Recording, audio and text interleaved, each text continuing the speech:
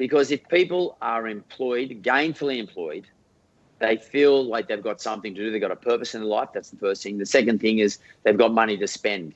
I'm going to make you guess now, Mark. What do you think is going to happen to the Aussie economy over the next, until, I guess, the end of 2020? Well, I'm obviously aware of what the IMF has said.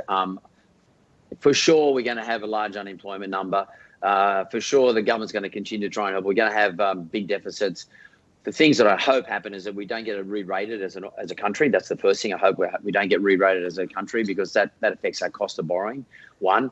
I don't necessarily agree with the bounce, the V-shaped curve that the IMF's talking about, like a big increase in 2021. I think what's going to determine our recovery will be the unemployment number. So, because if people are employed, gainfully employed, they feel like they've got something to do. They've got a purpose in their life. That's the first thing. The second thing is they've got money to spend.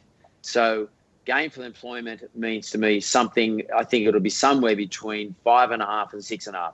As soon as we get to somewhere in that range and the unemployment number back to there, I think we'll start to grow steadily again.